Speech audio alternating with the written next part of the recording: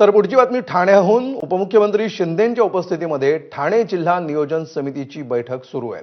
वनमंत्री गणेश नाईक आणि जितेंद्र आव्हाड हे या बैठकीला आलेले नाहीत। 8 महिन्यांनंतर ठाणे जिल्हा नियोजन समितीची ही बैठक होती आहे। ठाण्यामध्ये शिंदेंची शिवसेना आणि भाजपमध्ये संघर्ष वाढल्याची चर्चा या निमित्तानं पुन्हा सुरू झाली आहे।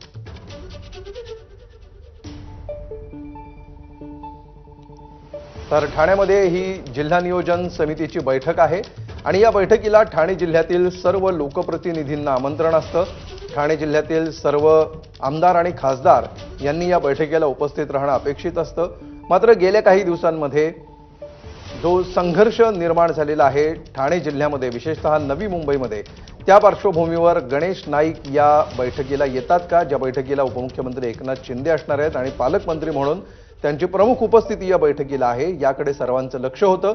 मात्र या बैठकीला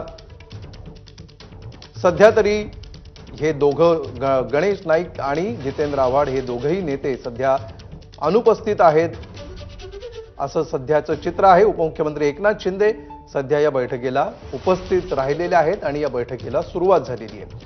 तब्बल 8 महिन्यांचा कालावधी गेलेला आहे। यापूर्वी ठाण्याच्या जिल्हा नियोजन समितीची बैठक 8 महिन्यांपूर्वी झाली होती आणि त्यानंतर आता ही बैठक सुरू झाली। अक्षय भाटकर याविषयी आपल्याला अधिक माहिती देत आहेत। अक्षय, काय खासियत आहे या बैठकीची? काय याविषयीचे अपडेट्स आहेत?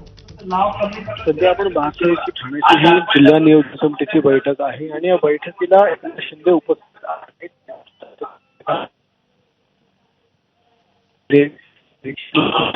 अनेक आमदार असून अजूनही वनमंत्री गणेश नाईक हे अजून आलेले नाहीये। राष्ट्रवादी शरदचंद्र पवार गटाचे आमदार जितेंद्र आव्हाड देखील अजूनही या बैठकीला आलेले नाहीयेत। त्यामुळे जर त्यांची उपस्थिती झाली तर ही बैठक देखील होऊ शकते।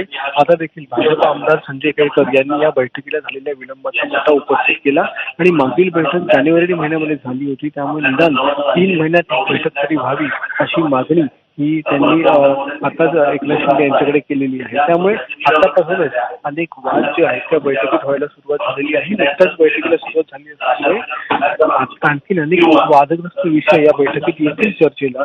त्यानंतर हे वाद वाढण्याची शक्यता आहे। धन्यवाद अक्षय या सविस्तर माहितीबद्दल। अजून तरी या क्षणापर्यंत तरी वनमंत्री गणेश नाईक हे या बैठकीला आलेले नाहीत। ते या बैठकीला येतात का, पुढच्या काही मिनिटांमध्ये ते हजर राहतात का, याकडे देखील लक्ष असणार आहे। मात्र सध्याचे जे अपडेट्स आहेत त्यानुसार ते अनुपस्थित आहेत आणि जितेंद्र आव्हाड देखील अनुपस्थित आहेत।